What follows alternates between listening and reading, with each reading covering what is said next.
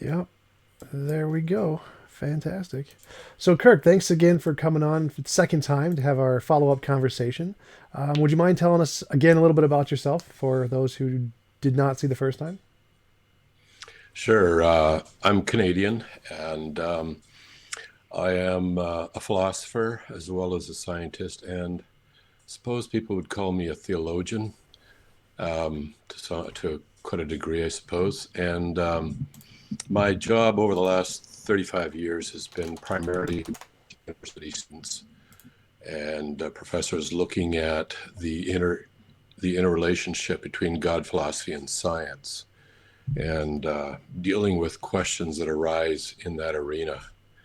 Um, Also married, have 6 kids, 6 grandkids, and I really enjoy the outdoors, wilderness, canoeing, camping.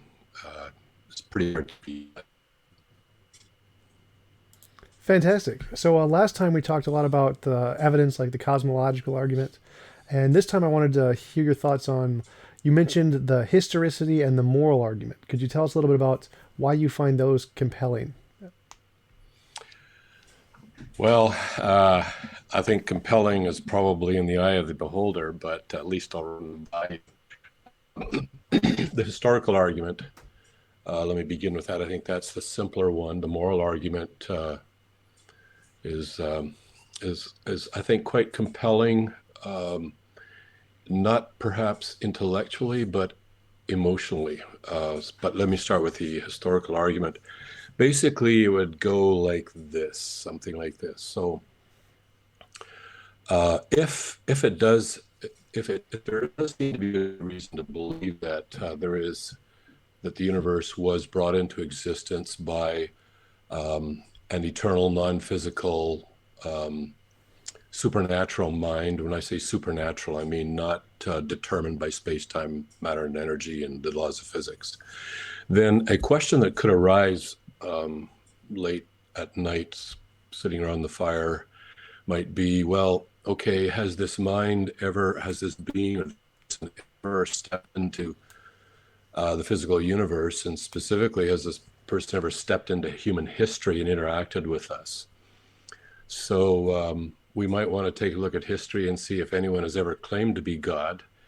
And immediately we do have a bit of a problem because various people have claimed to be God. I've met two myself, one at University of British Columbia and the other at the University of Manitoba. And I suppose to be polite, we shouldn't just outright laugh out loud or anything when someone claims to be God. Rather, it might be better to ask them why we should take their claims seriously. And in the two cases I mentioned there, they could provide me with no reason at all to believe they were telling the truth or to take their claims seriously. But when we look at history, there is one person who claimed to be God and who has some highly unusual warrant that I believe that maybe he was telling the truth. And I should come as no surprise that I'm talking about Jesus of Nazareth. So I would summarize it in the form of a syllogism. Um, I would say Jesus, Jesus of Nazareth claimed to be God. Proposition number two: there are at least two lines of warrant for taking his claims seriously. And then the third is just a logical inference from the first two propositions. Therefore, there are at least two lines of warrant to believe that God exists and has interacted with humanity. That would be it summarized in a syllogism. And the first one, I think, is perhaps the first proposition that Christ claimed to be God is perhaps relatively uncontroversial. I know that there seems to be a consensus amongst in the academic world on at least three things about Jesus of Nazareth, and one of them is that he made these sorts of claims or believed that he was. It's not they of course wouldn't grant that he actually was, but he actually made those claims. And the third the logical conclusion just follows from the first two premises, but it's the second proposition that is the controversial one, and that is that there are at least 2 lines of warrant for taking his claims seriously. And that is the proposition that I think requires the most work and the most to defend. Assuming that that is done, however, I said this is a syllogism. It is not a proof. It is not a proof that God exists and has interacted with humanity. It is just an argument to support that, or to provide some rational justification for that. So what are the 2 lines of warrant? First of all, I would, and I don't assume to know what the average person I'm talking to knows about the Bible, but basically it's written in 2 sections. There's one section called the Old Testament, and the unanimous consensus in the academic world is that the Old Testament was written prior to the time of Christ. They might argue about exactly how long before the time of Christ. Some might say, a couple of 100 years. Others would say older, but it would all agree it was written prior to the time of Christ. Now, the interesting thing, and I'm talking about the first line of warrant here, maybe I should tell you what the first line of warrant is that there are ancient messianic prophecies that Christ appeared to have fulfilled. And that is, there's a couple of unique things about that in human history. You don't have a whole lot of that going on elsewhere in human history, making prophecies or predictions about the future that can be verified or falsified. And the other unique thing about it is that it appears that these prophecies can be divided into 2 sections, one pertaining to the first coming of the Messiah and the other pertaining to the end of the world. And the ones pertaining to the first coming of the Messiah appear to have been fulfilled. Now, again, I use the word appear here, and of course that's a matter of discussion and argument.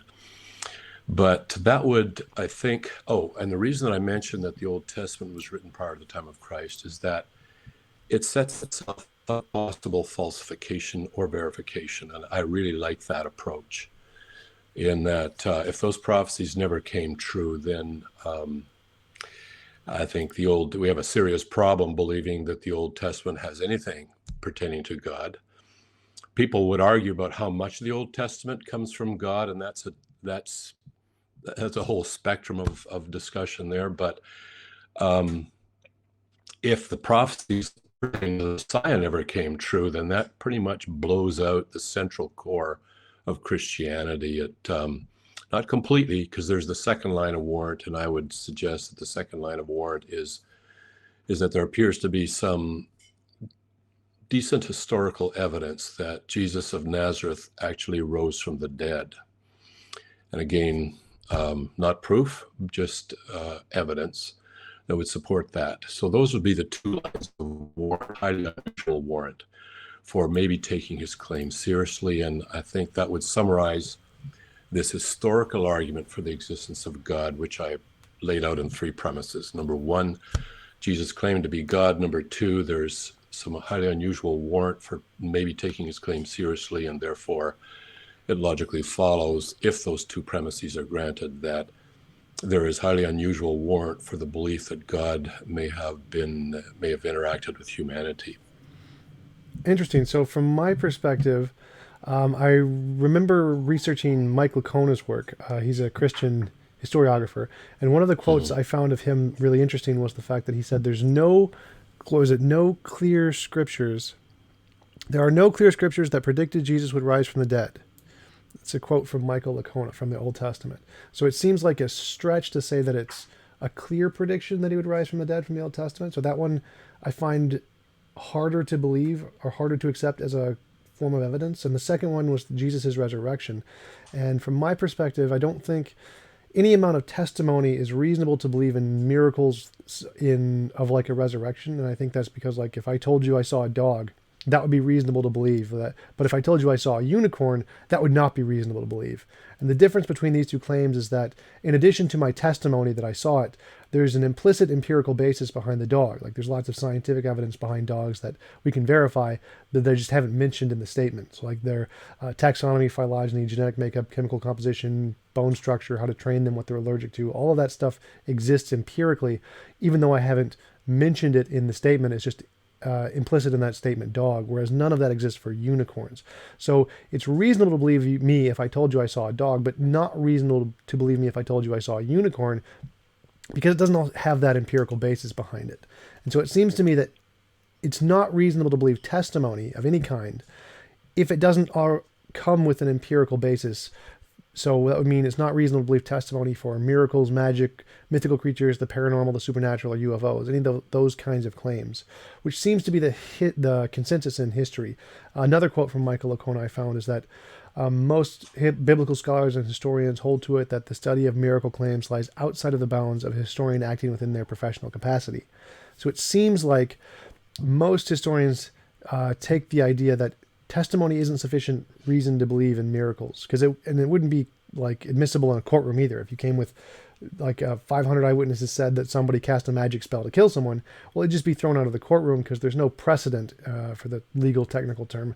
And so the testimony itself isn't sufficient to justify things that don't have an empirical basis. So that would be my position on those two lines of evidence for the historicity. And also, third question would be, is the resurrection sufficient evidence to believe that you are in fact the creator of the universe? I mean, simply raising someone from the dead, I'm not sure if that would be sufficient evidence to really make belief that that person is in fact the creator of the universe instead of just a really powerful person or something. Well, you've raised some really good objections, and I will try and handle them one at a time, or maybe we can wade through them one at a time, if I can recall what they all were once I get into it. Let's start with the first one. The Old Testament has no clear prophecies that the Messiah would rise from the dead. There's two ways to approach that. One method would be to argue about certain prophecies and say, yeah, but what is the best understanding of, let's say, Isaiah chapter 53, for example. And I'm not going to spend a lot of time on that one because I think there's a better approach, but let me just touch on that one. There are several in the Old Testament that seem to indicate that there's be someone that whose body will not undergo decay. That's one of them.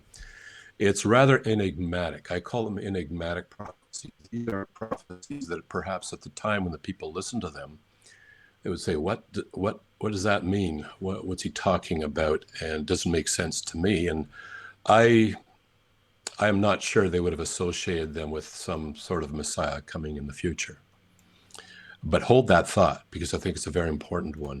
But let's go back to Isaiah 53. You could infer this resurrection by starting in the end of chapter 52, working through. And you notice that the tense that is being used there switches back and forth from past to future. And the tense, the prophet, he saw something. He saw the future, and then he's telling the people what he saw. And so he's speaking in a past tense, but when you begin to divide it up into past and future tenses, you'll notice that almost all the future tenses has the Messiah as something that'll, an amazing person, all the kings of the world will worship, and so forth. But in the past tense, he's having a really hard time, this individual being spoken of in Isaiah 53. And one of them is that he's cut off, he's killed, all the sins of humanity are laid on him. But then it talks about the future, that as a result, he'll rule and everything else. And so there's an inference there that although this Messiah is, the word cut off is a Hebrew idiom, by the way, for getting killed or executed. The implication is that he's killed for the sins of humanity, but that for some reason he comes back to life and rules humanity. Now, as I said, that is only an implication.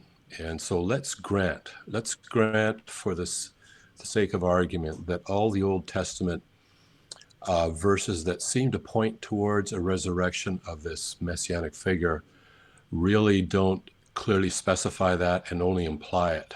And at that stage, we then have to look and say, well, okay, what other alternatives do we have to understand these passages? And then the alternatives can be put on the table. We discuss which alternative seems to fit the context the best, and we arrive at conclusions, and that can get involved in boring discussion amongst theologians and exegetes. However, I'd like to focus on this idea of enigmatic prophecies, because that to me, and I have not heard anybody else talk about this. I first went through all the prophecies a long time ago, let's just say, and I noticed that when they were all listed by there were ones that were very clear prophecies about the Messiah, but then there were a number that they referred to that whoever wrote the articles uh, asserted were messianic prophecies. But when I actually went through them, I could see, okay, I can see how after the fact they fit. But at the time they were made, I really don't think people knew what they were talking about. Here's one, for example. It's prophesied that one day the Messiah would be, sorry, not the Messiah. One day God would be valued at 30 pieces of silver. That money would be thrown in a temple and go to a potter. At the time, what? Like God valued at 30 pieces? This doesn't make any sense at all. And there's a number like that, including the resurrection of prophecies. Now, here's the point. In general, in science, in history, in many different fields of research, if you have a theory and that explains a particular set of facts, and then you look at that theory and you discover, hey, that also explains a bunch of other things we had no idea were even associated with this, then the credibility of that theory, regardless of what field of study this is substantially improved, because not only does it explain the known facts at hand, but it also has explanatory power for things that you initially had no idea were associated with this. But the theory covers that as well. And it wasn't planning to. It was kind of after the fact. So what I see, here's what I find something curious and fascinating going on with these prophecies, is that there are a number of specific ones. And so let's say some guy later on decides, hey, I think I'd like to try out for the position of Messiah here. What are those prophecies? And they would go over them all and let's see if I can pull them off, type of thing. They would never think to pull off the enigmatic ones, the ones that made no sense. There's kind of statements embedded in the past that will make no sense until the events come true. And so along comes Jesus of Nazareth, and he to be fulfilling some of these ancient prophecies. And then after the fact, as at the end of his life and in retrospect, we suddenly realize, wait a sec. If he is the Messiah, not only did he appear to fulfill some of these ancient specific messianic prophecies, but there's a whole set of enigmatic sayings and statements in the Old Testament that made no sense at the time, but make perfect sense.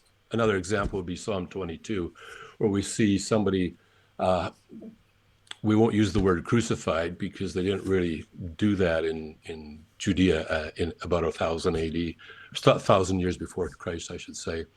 But we see a person whose hands and feet are being pierced. They're casting lots for his garments. He's yelling, "Oh my God, why have you forsaken me?" And people would read that and say, "Whoa, like I have no idea what this psalm is talking about." After the fact, however, suddenly psalms like 22, 69, other these ancient statements suddenly begin to make sense.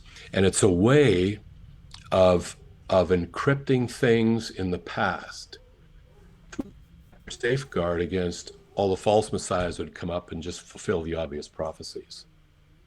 So that's just a thought that I've had regarding these. And so in my mind, these enigmatic statements in the past that don't come right out and say, someday a person will come, Jesus of Nazareth, and he'll be betrayed for 30 pieces of silver and so forth.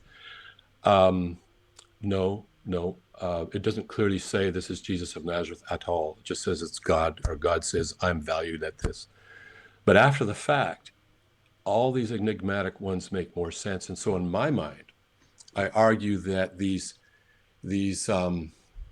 oblique, vague statements in the past, these enigmatic ones that made no sense at the time, actually add further credibility to the hypothesis that Jesus of Nazareth is actually who he claimed to be, and he is the Messiah.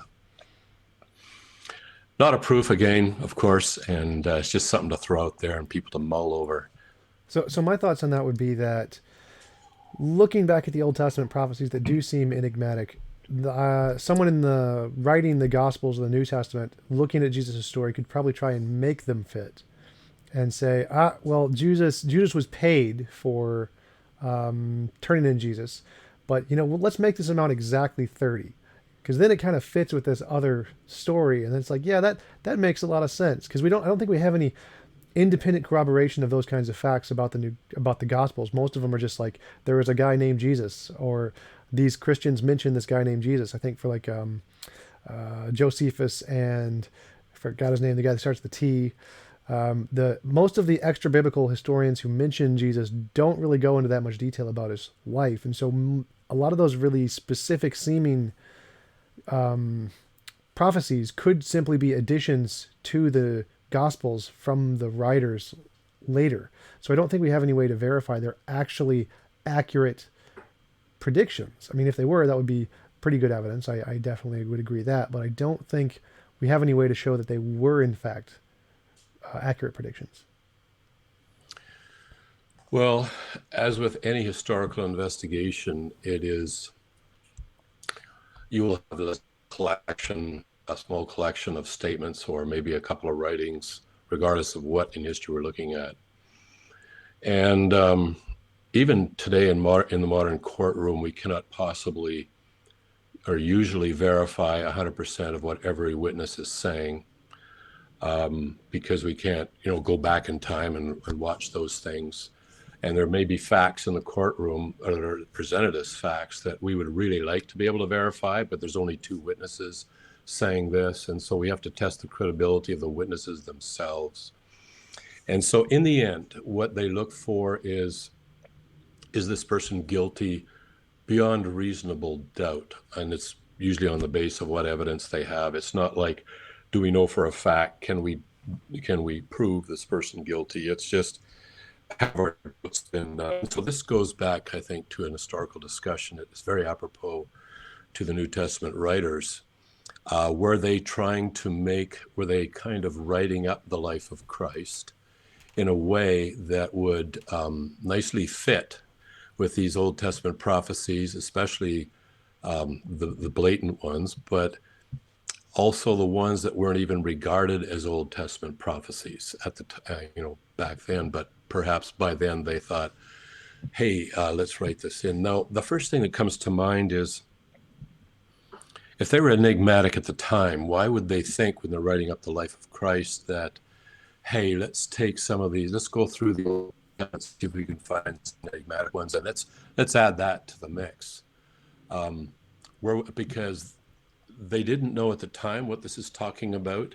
And if Jesus actually wasn't betrayed for 30 pieces of silver, and that money thrown in the temple after Judas, felt remorse for what he's done, and or given by a potter's field as a burial place for strangers, if that actually didn't happen, then the prophecy still, in fact, they wouldn't even know it's a prophecy. They would just think it's some poetic statement in the past.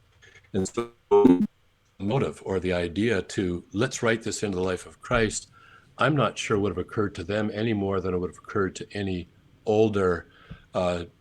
Jew living in prior times since those initial statements were made. So I'm just not sure about that. But I mean, it is a possibility, as you suggest. There is a possibility that could be. The question is, do we have any grounds? Do we have any grounds to take that possibility seriously? Like you've just suggested, maybe they wrote this in, but what grounds would there be? What would your argument be for them basically writing stuff they know is not true? What would your argument be? Well, I wouldn't go as so far to say that they don't think it's true. I would say something like, they know Judas was paid to give up Jesus, but they didn't know the amount. And so when reading and contemplating the Old Testament, they see there's this 30 amount that God is weighed at 30. And then like, oh, well, maybe that's exactly what Judas was paid, because they may or may not have known exactly what he was paid. And so they can insert that finite amount to make it fit the the correlation to the Old Testament. So it's still true that he was paid, but the exact amount may or may not be exactly that, and that was just a number they fabricated to fit the past event. Yeah. Well, it is a hypothesis. It is a theory, and I think we shouldn't be afraid to put any theory on the table and examine that. I'm not sure they wouldn't have known what the amount was if that bit about Joseph of Arimathea is true. And, and there's a good reason to believe it is true. If he was a member of the Sanhedrin, he would probably have known what transpired in this transaction. And to write Joseph of Arimathea, who's a member of the Sanhedrin, into this account, if he actually wasn't, is a way to get instantly discredited. Like, I would not want to say that one of the governing members of our country has he did this and that, and I'm just making stuff up, because I'm going to get exposed pretty fast, because I'm not talking about some Joe Blow down the road here. I'm just talking about someone who everybody knows. So I think now we don't know that, of course. We don't know that Joseph of Arimathea did know the amount. But I think there is actually, what it does suggest is that there is a very plausible way that they could have known what that amount was. But still, that doesn't disprove your theory, nor does it prove that I'm right. It's just we have to weigh all these things if we're doing an historical investigation. And I would say if there's a plausible way to know how that 30 pieces came about, and the hypothesis that they wrote this in still lacks some, I would say, some rational justification. Now, we could make up some rational justification. They got lots of women, or they got lots of money, or they got lots of power, none of which really come to pass those men. But let's say they thought they would get that, then I suppose we could say that. But again, conjecture without any kind of historical basis to it is it's a hypothesis, but just how seriously should we take it? But I think there's another way to test the writers of the New Testament Gospels, and there's a recent book by Peter J. Williams. He is warden of Tyndale House at University, and he goes into looking at the details of these accounts, frequency of name usage. So if they are kind of cooking up a story, there's a number of things they're probably not going to get right in the details that actually historically we can collaborate, and archaeologically we can collaborate. And even what kind of trees grow in, for example, mostly don't grow anywhere else in Israel or in that area of the Mediterranean. Small historical details that now we're increasingly being able to confirm from history and archaeology. So it doesn't prove that they're telling the truth, but what it does show, if they got the story right in the small details, then chances are the big stuff they're probably getting right as well. And we still have to acknowledge, even if we are an extreme skeptic, that something massive happened in the first century in Judea that caused a major explosion of religious belief that spread rapidly throughout the Roman Empire. And if Christ was, and the earliest evidence that we have is that the reason was they believed he'd actually risen from the dead. And so this doesn't prove that he did. And this is why I said at the outset that my historical argument here is not a proof. It is an argument. But I think if we were to break this down, like we have started to, we were start to look at individual back and forth responses, that's where the argument really gets tested, I think. And alternative hypothesis can be tested. And this is what Lacona does do in his book. He does look at several other theories. I think there's 6, and then maybe one he tacks on as right at the end. But he looks at each one of these hypotheses to see which has the best explanatory power using historiographical criteria that he lays out. And in the end, he concludes that the theory or the hypothesis that Jesus actually physically rose from the dead seems to satisfy the criteria, all of the criteria, in a way that none of the other hypotheses does. But there's still a major problem, and you mentioned that at the beginning, is the problem of miracles. That would be a blatant miracle if that occurred. And we haven't really talked about the problem of miracles. Lacona does in his book, but we can discuss that as well. So let me pause here and just say, I've laid out the historical argument, but I think it's up to the person to pursue that, which I did beginning around grade 11, to see how well does this actually stand up. And over time, I became impressed with it. Oh, one last comment on the historical argument is that, like, Mike Lacona had a debate with Bart Ehrman, and he said that first, Bart asserts that the majority of scholars outside of a purely Christian context do not regard the Gospels as being historically reliable, and I agree. Or Michael Lacona is saying that he agrees that most biblical scholars outside of a Christian context don't find them reliable. Do you think that this is purely biased, that they don't consider the Gospels reliable, or that they have good reason not to think that the Gospels are reliable?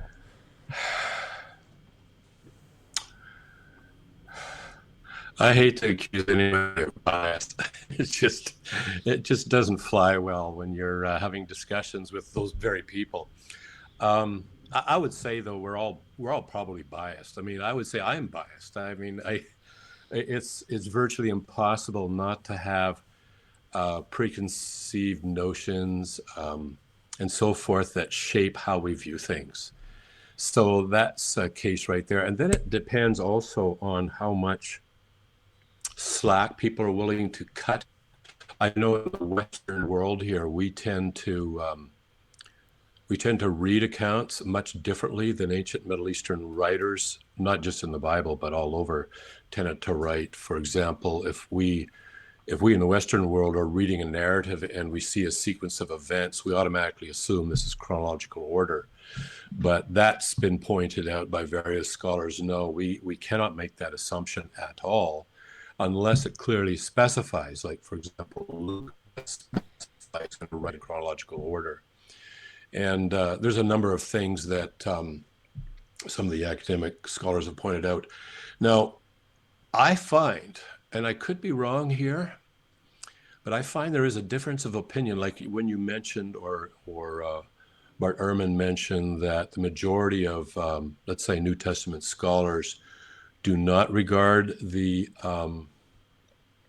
New Testament Gospels as historically accurate. I find there seems to be a difference, and maybe quite a difference, between New Testament scholars and secular archaeologists and historians. I find that the secular archaeologists are more interested in the archaeological facts, the things that they can dig up and look at. And I was personally having a conversation with Peter J. Williams at a conference in Europe a few years back, and I was under the impression that the archaeological evidence for the New Testament was quite bad, and was increasingly bad. He surprised me and gave me a reading list.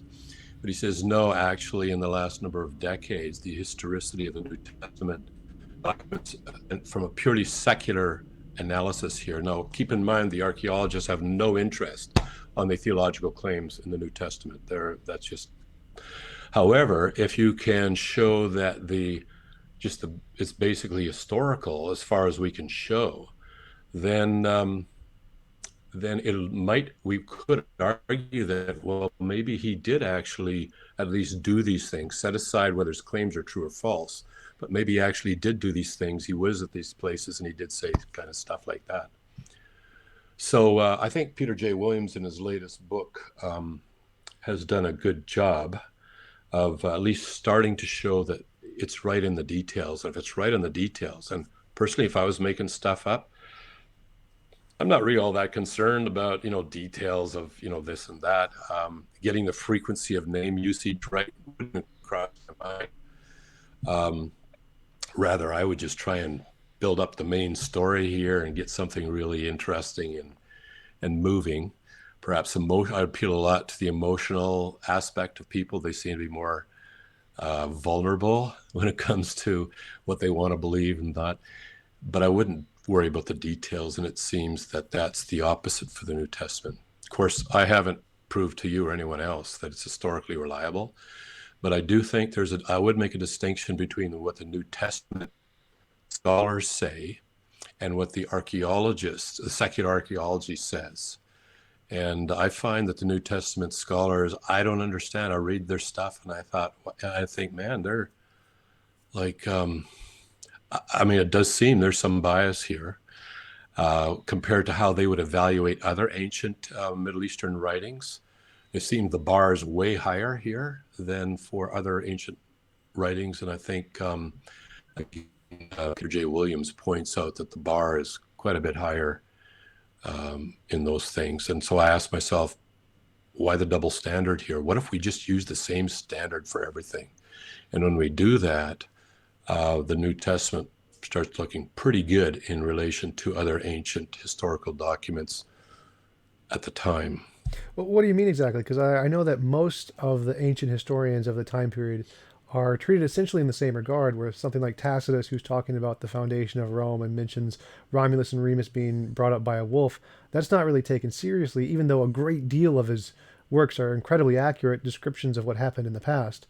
The fact that there's a large majority of what is confirmed by archaeology does not make the more miraculous claims more plausible in historiographer context. So it seems to me like they're taking the historians at the same face value and granting most of the things that we can verify and the less miraculous claims.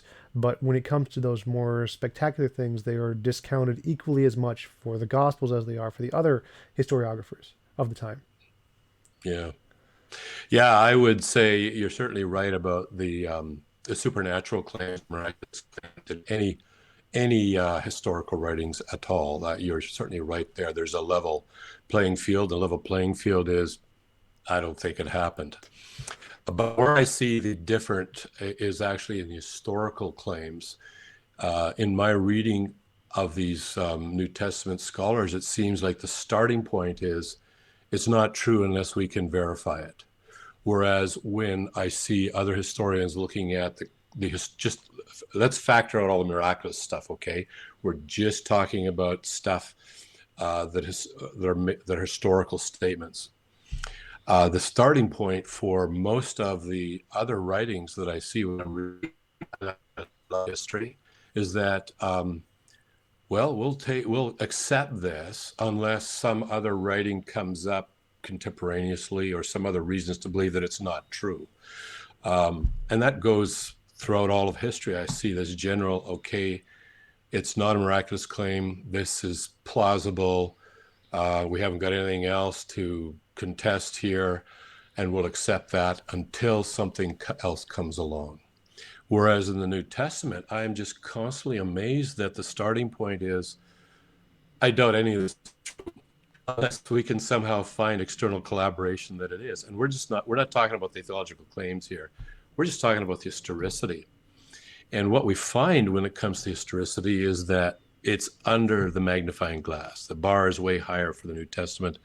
And what we do find is that as archaeology advances and makes more discoveries in Palestine, that we see, well, we are verifying snapshots here and a snapshot there, and it's at least the credibility of the New Testament writers is increasing, maybe not to the extent of the other ones, but there's where I see kind of a double standard. And I'm not the only one to point this out. There are some pretty prominent academics that have pointed this out. Oh, but the miracles are the sticking point, as you keep mentioning, and rightfully so. How do we deal with miraculous claims? Because we just can't believe everything. I tend to be a natural born skeptic when it comes to miraculous claims. Um, Now, there is a bit of a problem, though, and that is repeatability. You see, anything that is basically determined by the laws of physics should be repeatable. And I think we get kind of spoilt that way because we to plan our whole lives around repeatable events and repeatable things. And let's say we can't actually repeat the exact event. Let's say that car crash on the corner of 3rd and Finch. But we can put all the known factors together and repeat a crash that really well matches what somebody claimed back there in the courtroom. Miracles, we can't do that. We can do that in virtue of what a miracle is, and that is, it is not something that is determined by the laws of physics. If it were, it would not be a miracle, and we could repeat it any time we felt like it, provided we have enough resources at our disposal. It does not logically follow, however, that miracles cannot occur. The predicament we find ourselves in is, how do we sort through these claims of the supernatural? And we have to pull together some criteria to do that. Be my first initial response. It does not logically follow they don't occur, but we're left in a bad way, trying to sort through the supernatural things that are not repeatable. I want to say something about that, but let me pause right here, see if you have any particular thing you wanted me to zero in on. Well, yeah. So I wouldn't say miracles are impossible. I would try to treat miracles as any other kinds of claims like UFO sightings or Bigfoot sightings or Loch Ness monster sightings, which could potentially be repeatable. If they actually existed, we could actually find them and repeat the testable predictions. But it's simply the fact that we don't that is the compelling evidence to not believe it. So simply labeling it as a miracle to say it cannot be repeated, I don't think that either adds or takes away any credibility. I think it's more the fact that if it can't be repeated, or if we don't repeat it, or if it doesn't make predictions, then we have reason not to believe it is any more than just one of those outlier claims to have been made, and we don't, because we need some way to differentiate, is this an imaginary thing or is this a real thing? And for me, testable predictions is that methodology we use to be able to differentiate between those two. And I don't see a difference between a miracle claim or a mythical creature claim or magic or the UFOs or any of those kind of things. I consider all of those to be essentially equivalent. Yeah, I think you're right in that we do need some criteria here to sort through these things, and that I would also suggest, probably you would agree, the starting point should be skepticism. We need to have some reason to believe that perhaps this is a miracle. I might start, in the case of Christ, I might start with the interesting phenomenon that it made predictions about the future. Now, as far as I'm aware, it's the only book in human history that's up for falsification that way, at least ancient book. Nowadays, everybody and his dog is making predictions. But back then, now I know that some people have pointed to Nostradamus, but I've read Nostradamus's predictions, and I suspect there's a fair amount of plagiarism going on there from Book of Revelation, for example, and from other prophecies in the Bible. So it's not as if Jesus just comes along out of the blue, completely, as if there's nothing to support any expectation of any miraculous events. It was, there were these ancient prophecies that God himself would one day be born as a little boy. That's Isaiah. And this person would be called Prince of Peace, Mighty God, Eternal Father. That there, prophecies that come ahead of, let's say let's take a look at UFOs. Prophecies concerning UFOs. What a priori things would make me suspect? Well, I guess as a scientist, I could come up with a few, because I think it would be surprising if there was no extraterrestrial life anywhere else. It might even be surprising if there was none of sufficient intelligence, and therefore there is a good scientific explanation, I think, for the for spacecraft, now interstellar spacecraft, there's some serious problems there, and I would be very skeptical. Even wormhole travel, I have never figured out how you could get into wormhole without being gravitationally torn to shreds. So I can see spacecraft around some other planets somewhere else, like we're doing here, but there's problems with UFOs. And I know a lot of people talk about these things, but the aggravating thing is where all these people, there should be photographs and some consistencies. So I tend to be skeptical there. Unicorns, you know, I would have to say that Lacona does lay out a couple of criteria for a miracle, and one of them is that they cannot be reproduced by known laws of physics. That would be one. And second, they occur within what he might call, I think he calls them a religiously charged or some religious context. So you could see some, let's say, an aircraft flying through a mountain and emerge out the other side unscathed. But if it's not in a religiously charged context, you could, and I know from quantum mechanics, there is a probability you could do that, but don't sign me up to be on that flight that tries it. But so you wouldn't necessarily call that a miracle. We can have a perfectly good explanation. But if it occurred in a religiously charged atmosphere, you saw the plane approaching the mountain, you send up a prayer, God save those people, and it goes right through, then it could be a QM phenomenon, but there was a prayer. I think the probability is, I'll go with the prayer, that it was an answer to prayer, because wow, those QM probabilities are just way too small. So I would have to say I have personally witnessed about 3 miracles in my life, all of which occurred after I took first year physics and knew enough physics to say that what I am now seeing cannot be happening, but I am seeing it. And so I would just savor the moment and watch this and see what happens. All occurred well, they were all in emergency situations. All 3 of them, well, not all 3, one involving father. They occurred in emergency situations, and all I had time to yell was, God help me, before bad things happened. And it was then that I saw the laws of physics just completely superseded by something else. Now, that people would argue that if God exists, he can't be violating the laws of physics. But I have written software that runs on my Mac, and my Mac has an operating system, a Mac OS operating system, but I can open up a window in there, and I can run different window, and I can make this. In other words, I can interact with this computer and make it do things that were not programmed into it. I don't violate the operating system. It's just the operating system is built such that an external user can actually take steps to intervene in how that computer works and do whatever they want. We can write software that will run entirely on its own, but if the operator wants to intervene at some point, he just hits a button, and you can change the way that software, change the future direction it'll go just with a command.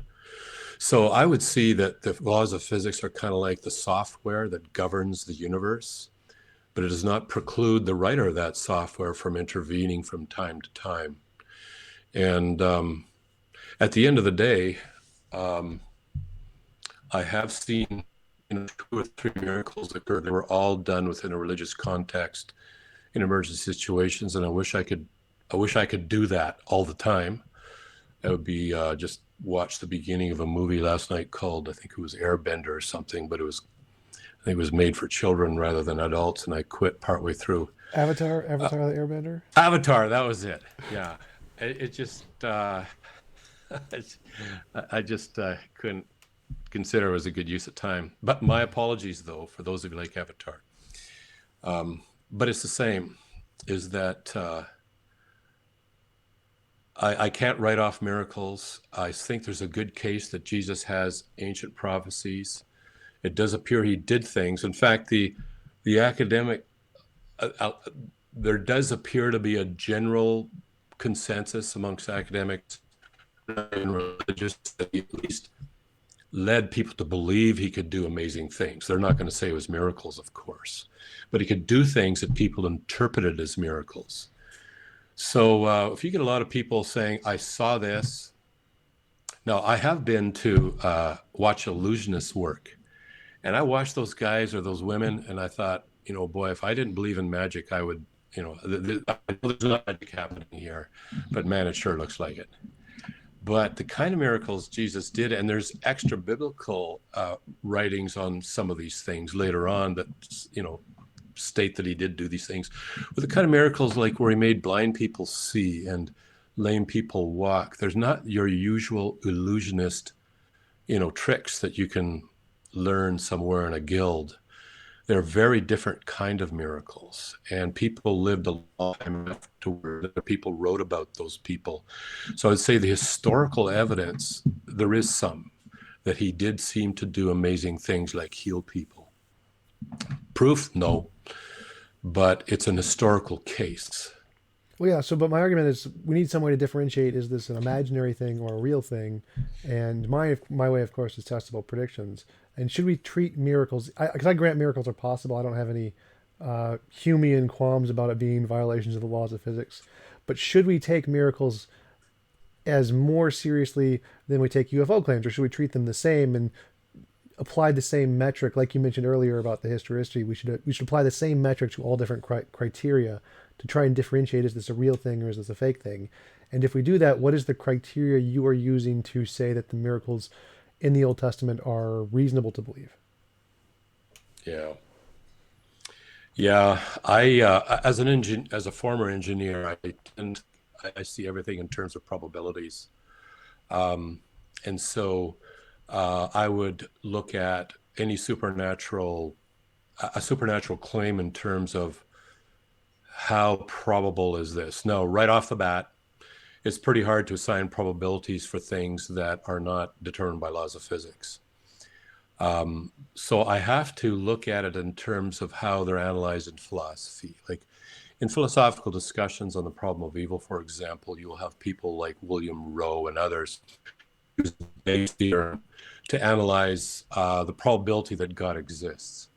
And they will try and show that it's less than zero point 0.5, and the theists will try and show that it's greater than zero point 0.5.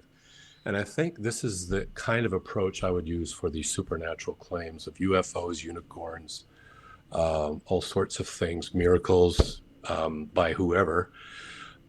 I would have to rank them, and I find that a lot of these claims rank. I can't say they're zero, but they're pretty.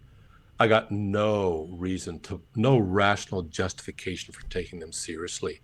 So if I have zero rational justification for taking that UFO claim seriously, or that claim, like I hear amazing things nowadays. It's just amazing what people are believing. The flat Earth, for example, the first time a fellow asked me about that, I thought he was joking, and I just laughed. I found out later, much to my embarrassment, he actually believed that. I don't know. I probably offended him badly. But anyways, I rank all these supernatural claims, and I find all of them rank pretty close to zeros, because there is zero rational justification. Whereas in the case of Jesus Christ, being the Messiah and fulfilling the ancient prophecies, and something amazing happened in the first century, and we're not sure what, but it is amazing. We have some rational justification. Whether it reaches a point where the probability is greater than zero point 0.5, I kind of doubt that, and I doubt it for philosophical reasons, in that I think my reading indicates that faith is very important to God. And so you could, if you put faith, you plot it on a two-dimensional coordinate grid here. Vertical is amount of faith required, and horizontal is amount of information about that, whatever it is you're having faith in. So I just hit my cord with I my can still hear thumb there, you. but I think I still Yeah, will I can hear still hear you, everything. so you're good. Okay, I activated Steer. Let's turn that off. Um, so where was I? Ranking. Yeah, you said the resurrection is less than Um, five because God has a oh, big I had a good point faith. here. He's focused on faith. What was the last words I said before I hit the cord with my elbow? That God values faith. He wants Oh, faith. I can't hear you. Oh, you can't hear me? Are you joking with me? No. Um, Okay, he's not joking. I'll testing.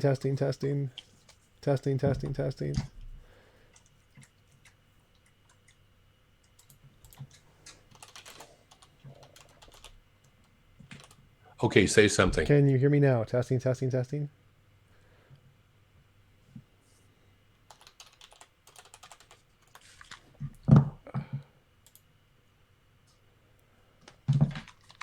Say it now. Testing. Can I you hear still me? got Oh, nothing.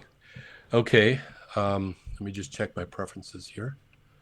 Make sure I didn't mess something up there. I hope I did.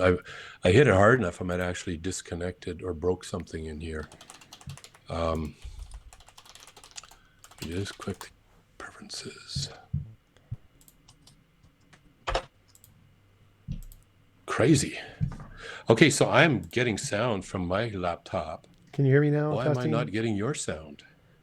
Probably. Yeah. Should be one and the same thing. Sound. Headphones, headphone port.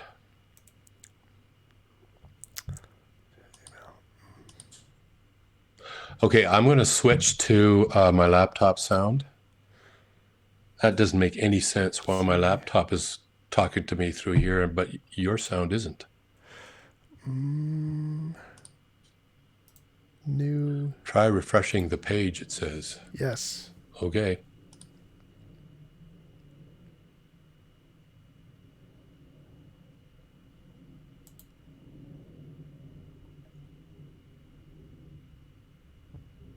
All right. Can you hear me Okay. now? Ah, yes. You All just right. about blew.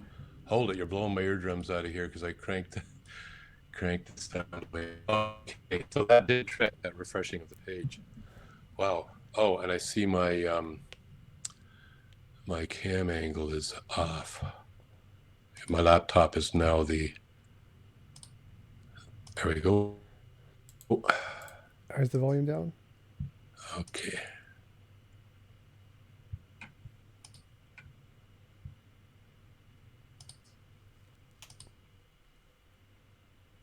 How's the volume? Should I keep talking quietly or can you? Talk however you like. All right. Good. Didn't want to blow your eardrums Oh, out. talking in So, terms of probability.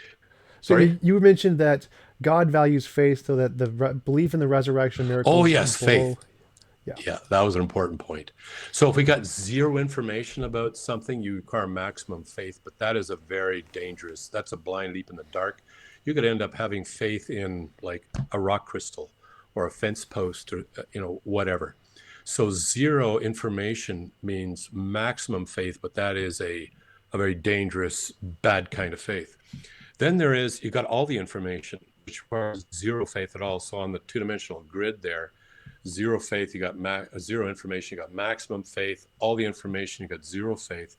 But if faith is so important with God, and the question is why, but if it's so important, then we have to be lacking in we have to have enough information so we can at least rationally justify putting our faith in God. Not so much to render faith rather trivial. So we're caught somewhere in that window. And this is where it gets back to calculating the probability of that the miracles that Jesus performed and that he is God, or I am, as he claimed, is greater than 0.5. And this is why on the face of it, my a priori thought is it's going to be less than 0.5, because 0.5, you got a 50-50 chance of being right here. And I just think that's rather a trivial form of faith. But it's not completely irrational for the reasons I've sort of laid out. Oh, you mentioned that you said that there's rational justification to believe in the resurrection, but the same rational justification doesn't exist for the UFOs.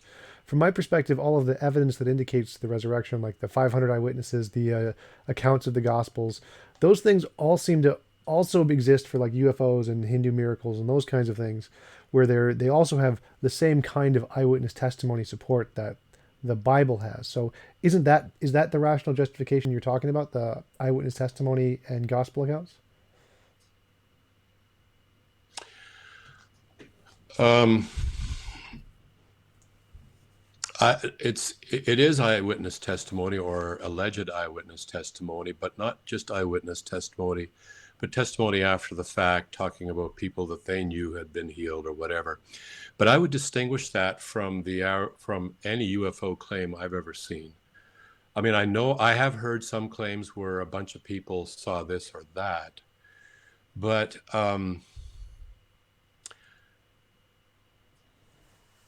the when I read those accounts, and I used to, like back in the late '60s, I was really wow, there's something else because I was really into sci-fi back then, and I was hoping we would have first contact and all this kind of stuff. And I would read those accounts, and it was the credibility of most of the people. Well, what reason I have here, and was it were they detailed accounts? Like the four Gospels are lengthy, detailed accounts, and how many people were actually there at that time?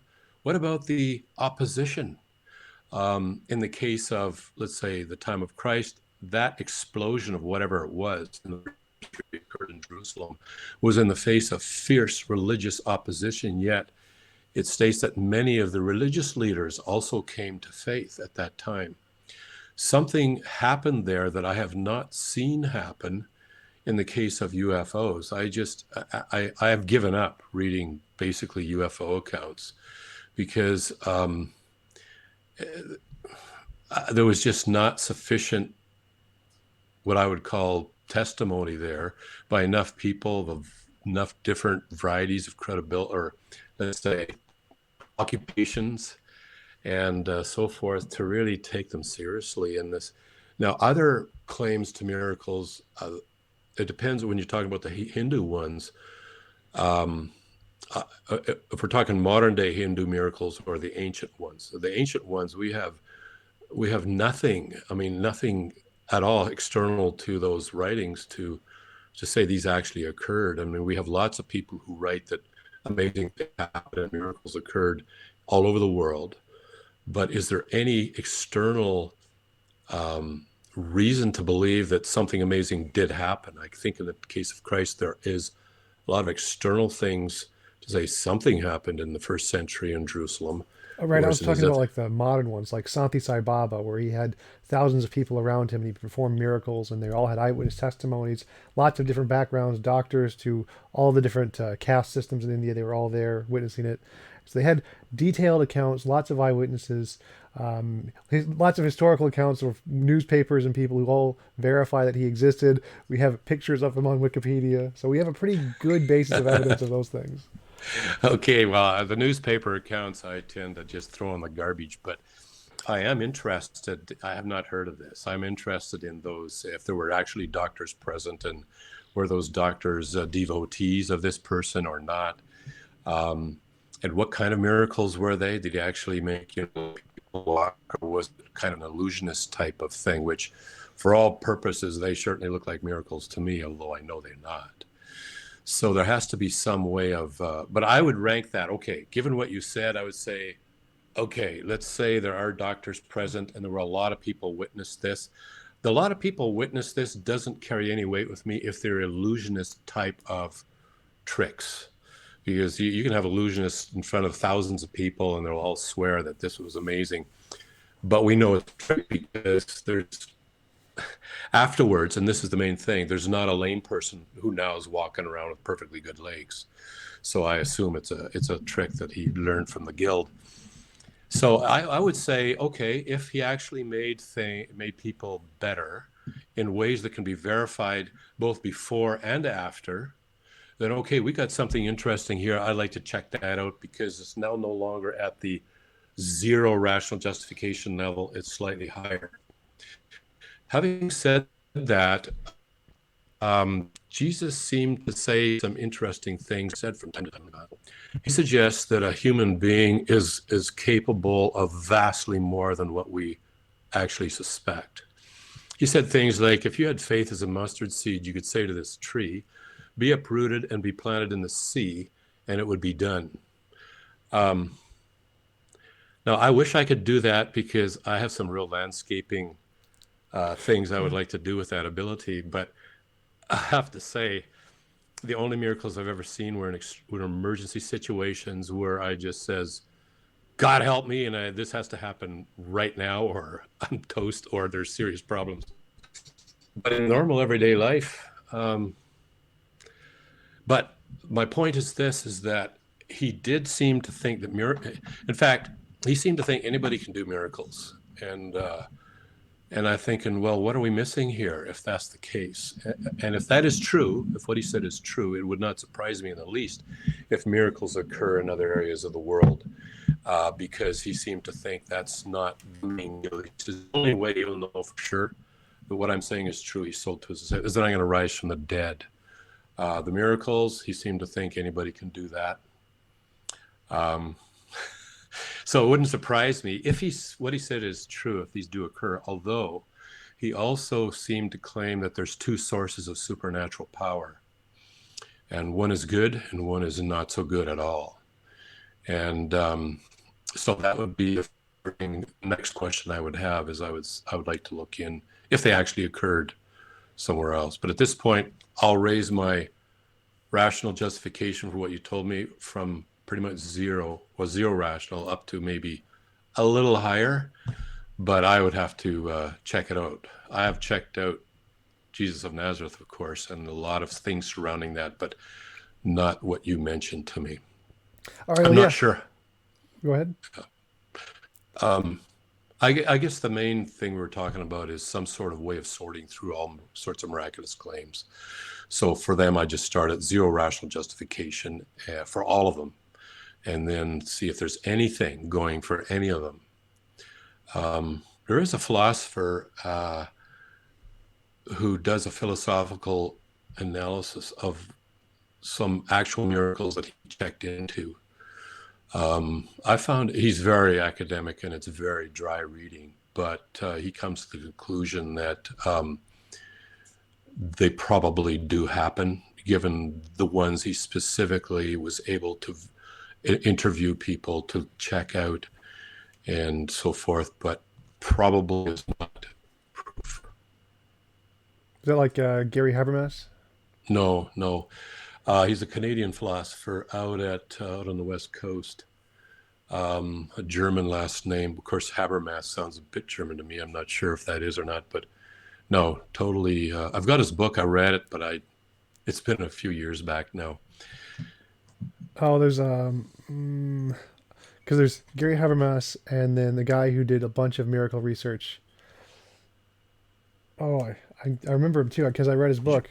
I Are think you it's talking J.P. Moreland? not J.P. Moreland. There was another guy who did like 1,000 miracle claims all around the world, medical documents.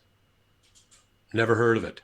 Oh, I I've I've lost in my head, but I do know him. I'm pretty sure. Yeah, Well, anyway, well, we've talked a lot about the historicity, but we haven't mentioned the moral argument at all. Want to transition to yeah, that real quick? yeah, yeah. Real quick, okay. um,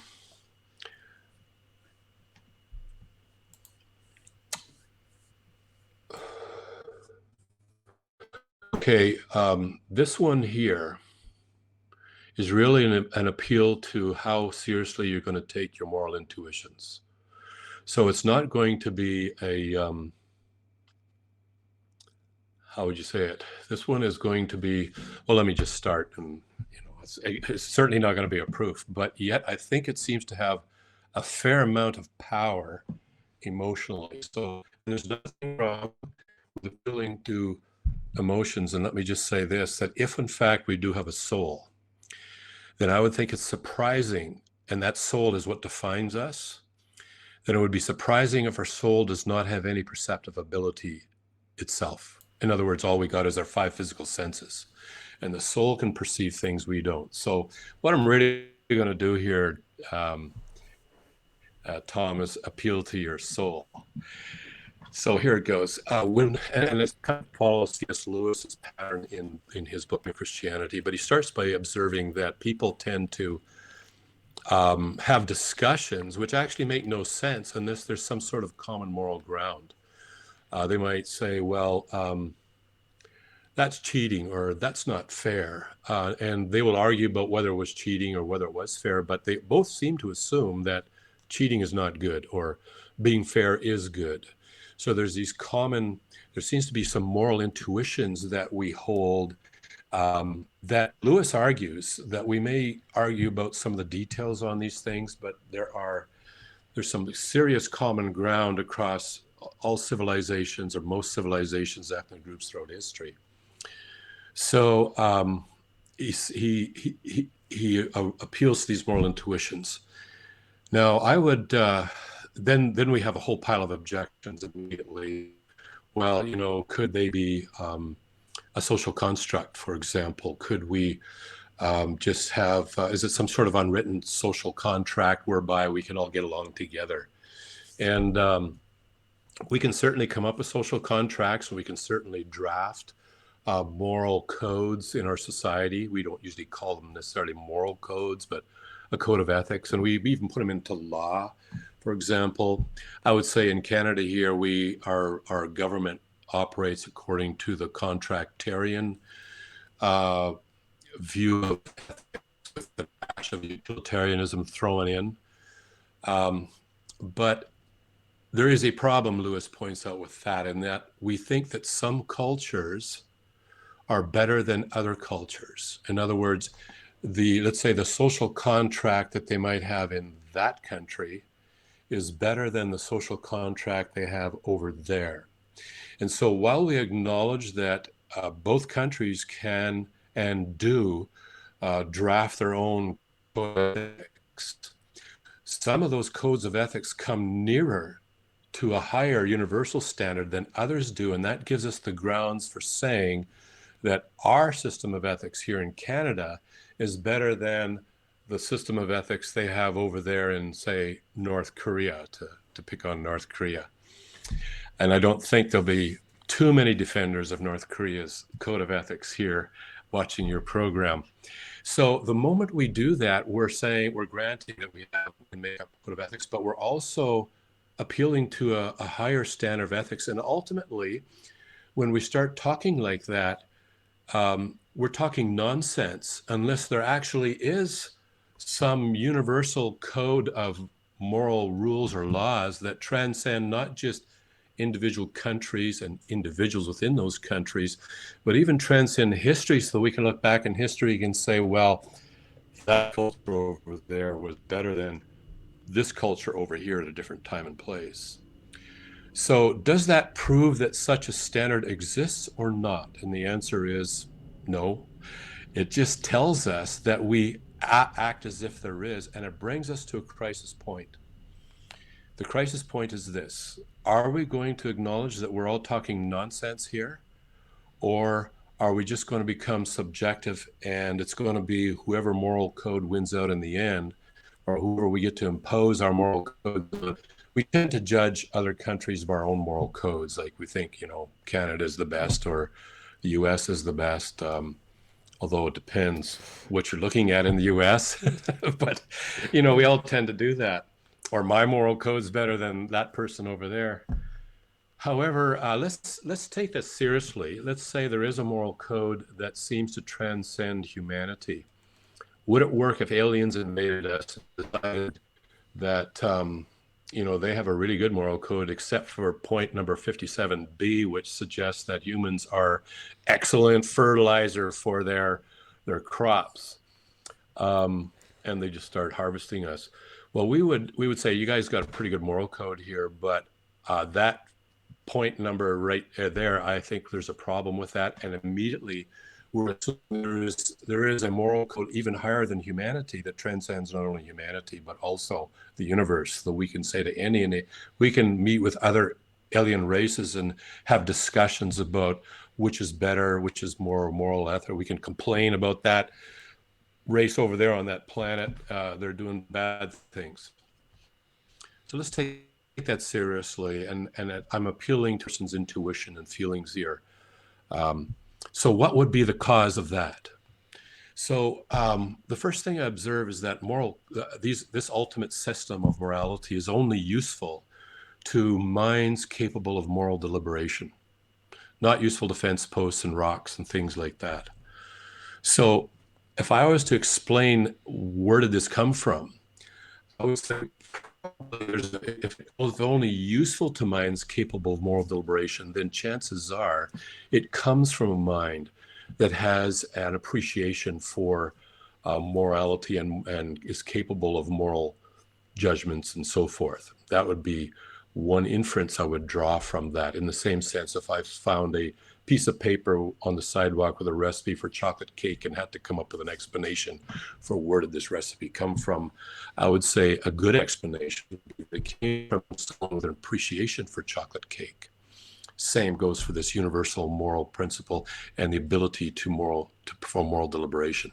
So it's only useful to minds capable of moral deliberation. Secondly, it's only useful to minds that have free will. And why I say that is, and free will, as I defined, I think maybe in our last discussion, is the ability to make decisions that are not determined by any antecedent conditions outside of my own mind. And secondly, I could have decided otherwise. A moral law is only useful to minds that I can actually make decisions about it. So if all my behavior is determined, moral law is kind of useless to me. Like gravity, for example, is not that useful to minds. Well, let me rephrase that. It's handy to know about those things if I go to step off a cliff, but I can't make much decision about whether, I'm going to obey the moral law or not. I can decide not to, but the gravity is just going to step in the moment I step off that cliff. Whereas this here, I can actually choose whether to do it or not. So the best explanation I would think, or I would suggest for the origin of this ultimate moral standard is that it too is a mind that has free will. It is a free agent. So we have a free agent mind that is capable of moral deliberation. But you and I would argue, or I would suggest at least, satisfy those qualities. So what is it about that mind that is better than your mind or mind? Because we argue amongst ourselves maybe about what's better and what's more just. So ultimately, we have to have, so let's say we had a bunch of amazing minds from somewhere show up, and we had to figure out which one is the standard. And we would notice that some minds are more perfect, or they're not all perfect, but they're better than others. We could say, well, that is truly an amazing mind. They think of things we never thought of, and that it's just jaw-droppingly good, except I do think that one over there is even better. And the moment you say that, you're comparing it with some, and basically what we arrive at is the standard of perfection. We don't maybe know what perfection is, but we know that it will have to be perfect in justice, perfectly beautiful, perfectly good, perfectly just. The philosopher Alvin Planck would define such a being as maximally excellent, that degree of excellence beyond which it is not logically possible to be more excellent.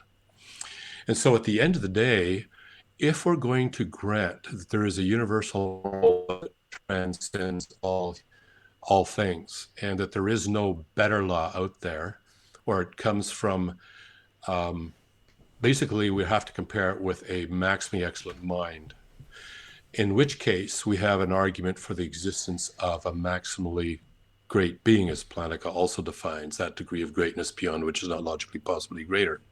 So I could think of a couple of objections, but perhaps I should pause here and let you throw one or two on the table.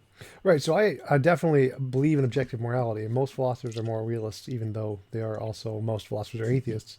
But I think that morality could be grounded in just like a law of nature. I don't think it's required to have a mind. Like we know that certain laws only affect certain kinds of things, like electromagnetism only affects certain kinds of things that have an electromagnetic field. Well, that doesn't mean that and electromagnetism is grounded in a thing with an electromagnetic field. It just is the electromagnetic field. So I don't think that saying that morality is useful for minds indicates that it comes from a mind. It could just apply to minds. Like many laws are applied to certain emergent things that don't apply to others. Like gravity is a force that only applies to certain things that have a large amount of mass. So protons and electrons are essentially are unaffected by gravity essentially. But that doesn't mean that gravity is made of things with large mass. It just affects things with large mass.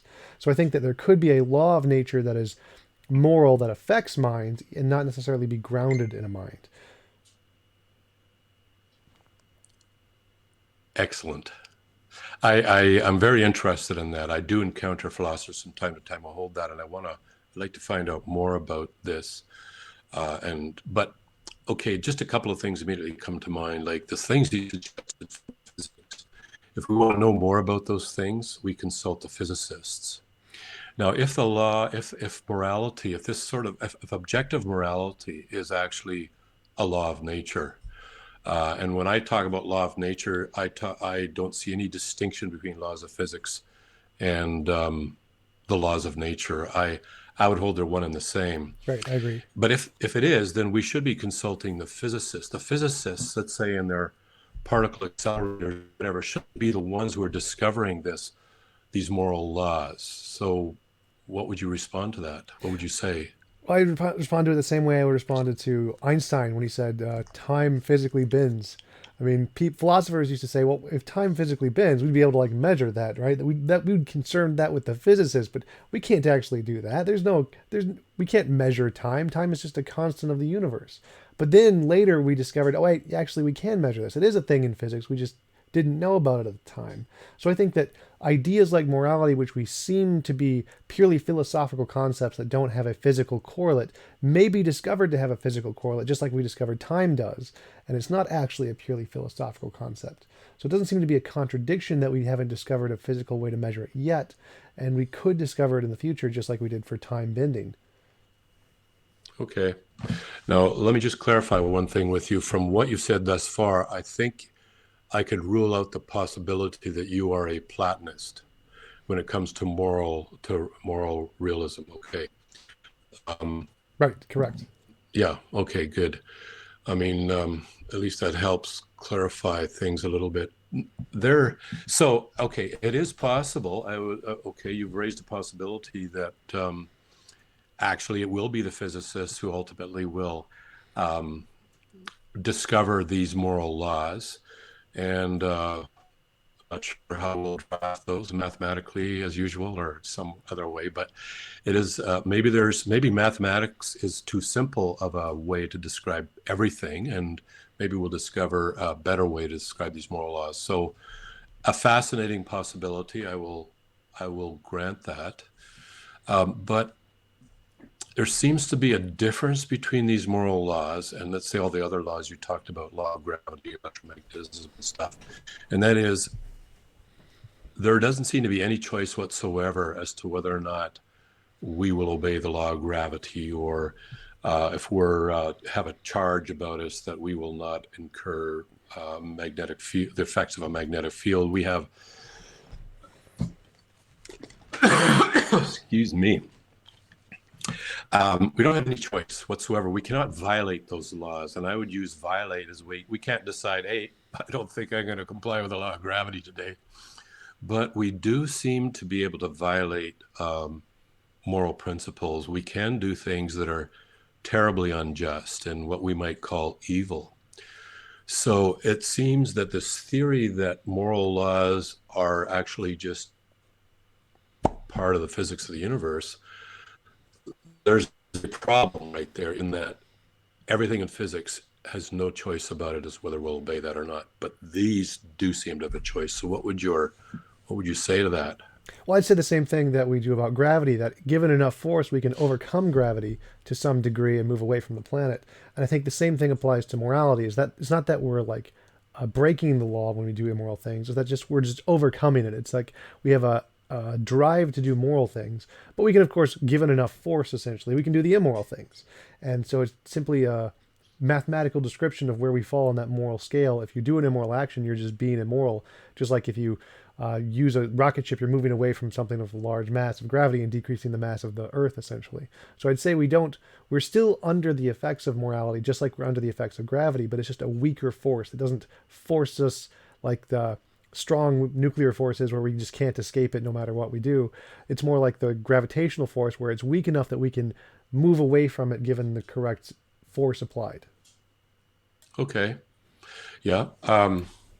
I think you clarified that we don't actually violate the law of gravity when we fly or take off in a spacecraft. We always have to work within it and its constraints. But if it's weak enough, or if we have a force that's even stronger, then we are able to do things we could not do if just sitting there in a gravitational field, for example. So the question is this moral, are these moral laws physical? And could it be that we are influenced by them, but not so heavily as to determine our decisions? That does raise questions about how our brain works, because if you are a materialist, everything in your brain is electrons and electromagnetic fields, chemical processes, which are entirely determined by the laws of physics. So I'd be curious to wonder how that it's actually physics, a situation, but let's suppose that that's somehow possible. There is still another issue I can see. And the issue is that if what you are saying is correct, then we should be able to observe the effects of these moral laws um, from birth, from infancy on.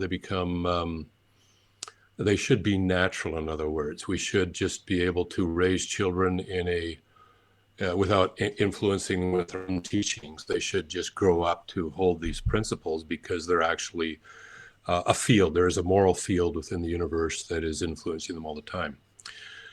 In reality, having had 6 children, what I observe is that we never had to teach them how to lie, how to hit each other, how to fight, how to take each other's things. That was just completely natural.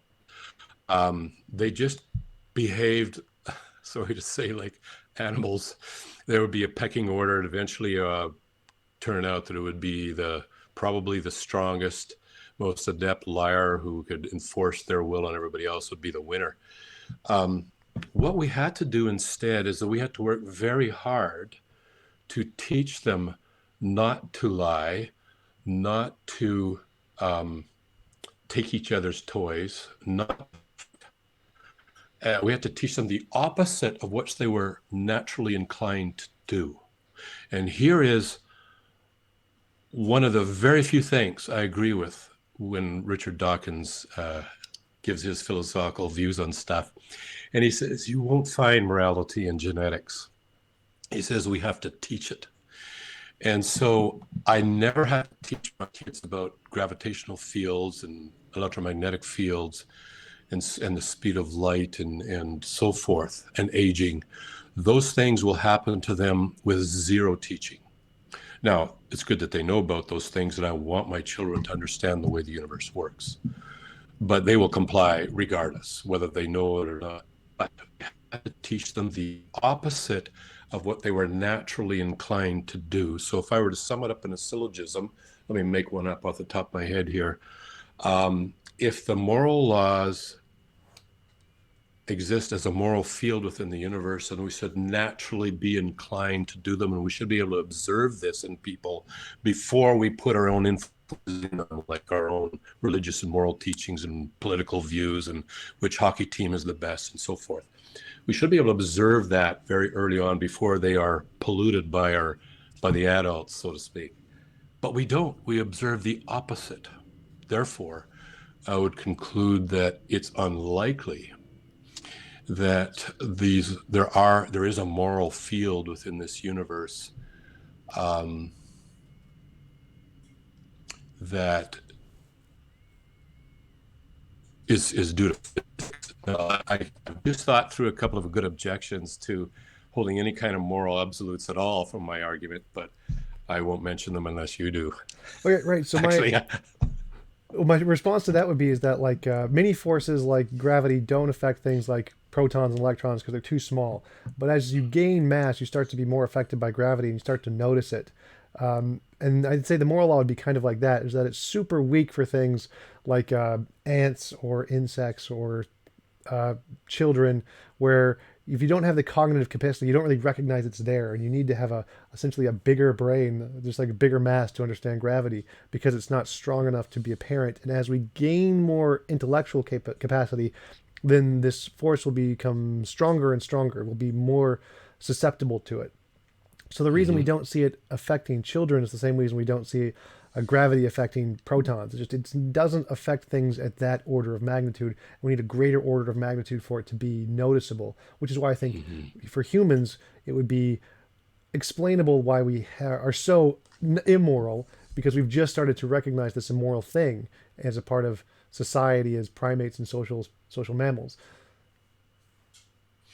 Yeah. Okay. So to summarize what you're saying, the moral field may exist, but it needs in order to, but it affects primarily, but it's but it's basically our mental development, our cognitive abilities is what it influences, which unfortunately go back to electrons, electric fields, and so forth. So I think there might still be a problem there, but perhaps we could get out of that by saying once you get sufficient interactions within the neural network, so there is a substantial amount of cognitive processes taking place, then it becomes more susceptible to the moral field. Okay, so that's a live possibility. Let's grant that it's a live possibility. Um, there is see one of the predicament I'm finding myself in is that actually believe in Romans chapter 2, where it says that God has put the moral law within every human being, so that you actually need to believe in God to know what's right and wrong. And so there is this influence here, you see. So what I have to argue, it's a very knife edge problem that I'm on here, is I have to concede that there is a moral influence on us. And in fact, we observe that all over the place. I have to concede that, but I want to argue that it's not laws of physics.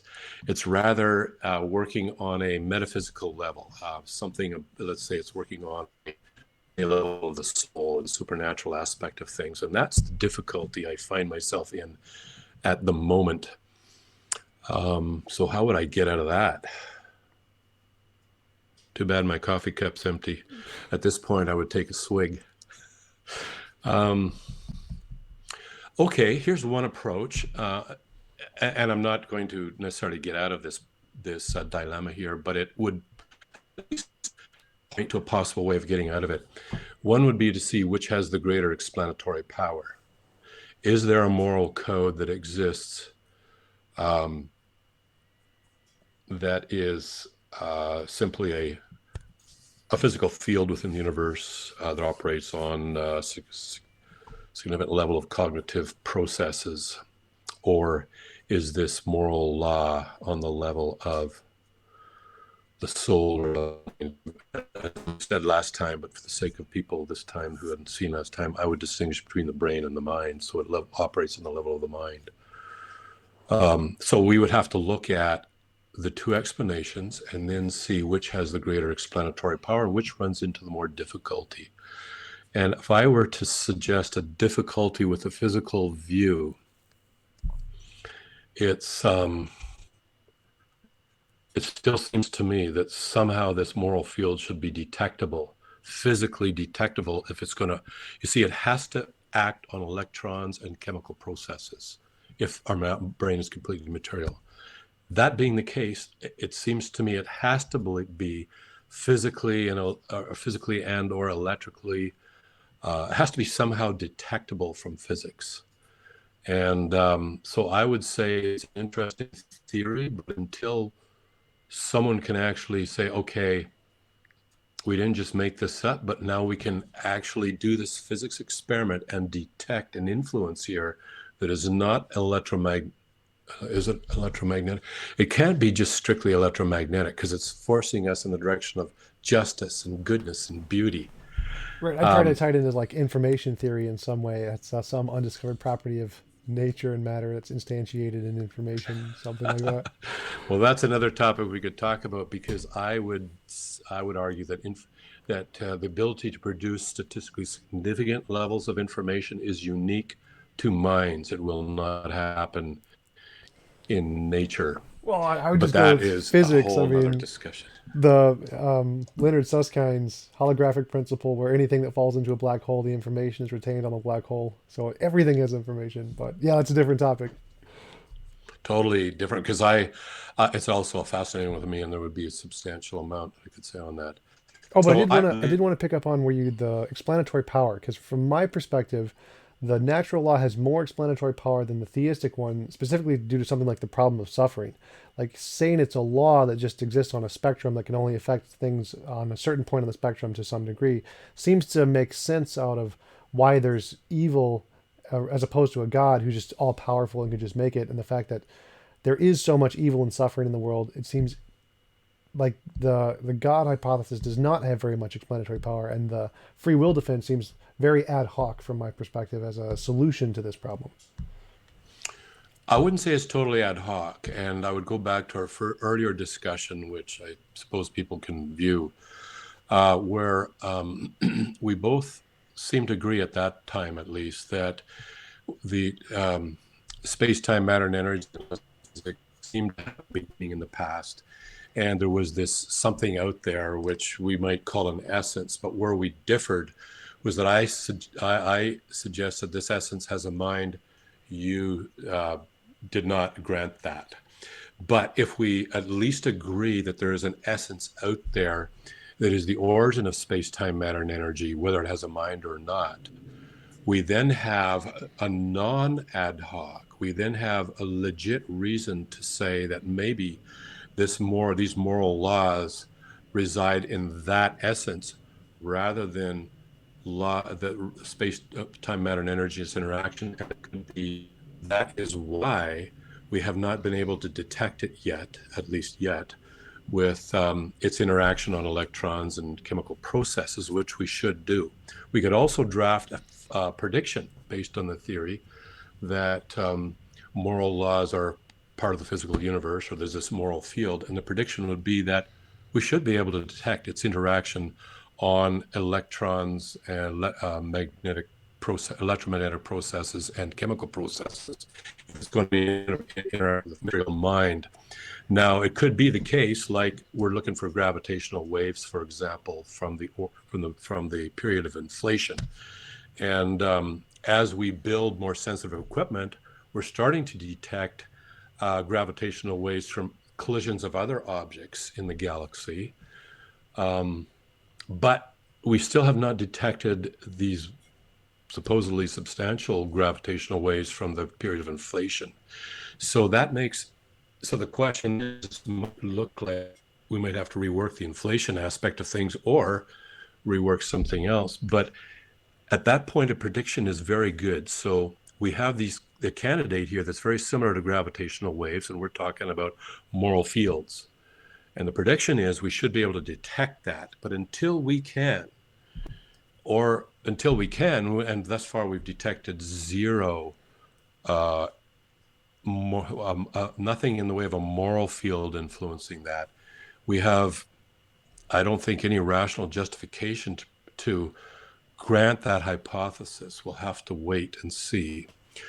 So I don't see I would see, thus far it looks like it's falsified, in the sense that the gravitational waves from inflation might be falsified, but we can't say it for sure either are falsified. It's just that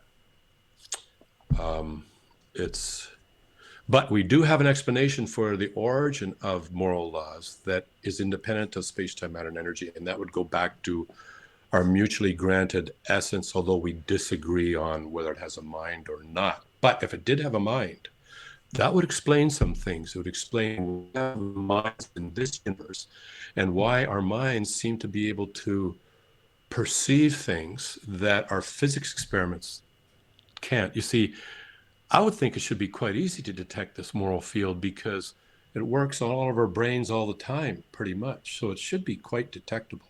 Anyways, All I'm right. just rambling on here. Well, so the mention about being falsified, from my perspective, the problem of suffering makes the high theist hypothesis seem very falsified. What is your take on that? The problem of suffering.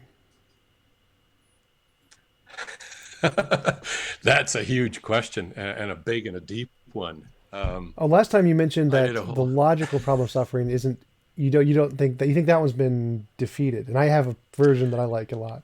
yeah, Planaga. I think the general consensus, and I wouldn't say the unanimous consensus, but the general consensus in the field of philosophy is that Planaga's free will defense actually defeated the logical problem of evil. And the logical problem is that it's simply logically impossible to have both a God who's all powerful, all knowing, and good, and stuff happening that is not good. Because if he was those three things, he'd either stop it, maybe he doesn't know about it, he doesn't have the power to do so, or he's not perfectly good. But if that's the case, then it's logically impossible for God to exist. But Plantinga introduced, but what if? What if there are free agents in the world, and these free agents don't actually see the state of any world at time t, if there's no free agents, is entirely determined by God. If God actually launches that world, the initial conditions and so forth, the boundary conditions, the laws. So it's entirely determined by God. But if that world contains free agents who make decisions that are not determined by antecedent conditions, then the state of the world at any time t is determined by two things: the all the laws of nature and stuff that are running the environment and everything else, and the decisions of free agents. And it may be possible, argued Plantinga, that there is no world, that there are many possible worlds in which the free agents always freely cooperate all the time with God. But in reality, pragmatically, there is no actualizable world where they actually do that. In every case where you actualize the world with free agents, at least some of them will choose wrongly. And how do we know, says Plantinga, that this isn't such a world? And that showed that it's logically possible to have the evil and suffering we see in this world and have a God with those three attributes. There still remains, however, the evidential problem of arguments against God. And those arguments are what I focused on in my master's program. I actually did a whole master's degree focusing on this. Oh, And actually, that's I'd like why, to pick up on the logical one because I have a version of the logical one I'd like to hear your okay, thoughts on. let's hear it. So my version is that God is a morally perfect being, so he has to do the morally perfect action to the best of his ability, which may include free will. But we can say that this world isn't the morally perfect one because there's a better option, which is that even if we have free will, God could have given each of us the option to be in this world of his design with Jesus and suffering and all of the free agents interacting as they do. Or we could have had the option to go to a world of our own design. Say, I'm not really a big fan of this one. I just like to go to my own world. So we still have free will. We still have sin. We still have all of the benefits of this world. It just becomes optional. We can go to this world or we can go to a different one. And that world seems to be a logically possible one God could have instantiated. And it would be morally superior to this one, which means since it's not instantiated, God can't be morally perfect because there is a more moral option out there, which is just make this world that we're in optional for everyone. You can choose to go to this one, or you can choose to go to a different one, and that is a morally superior world than forcing us to be in this one without our consent.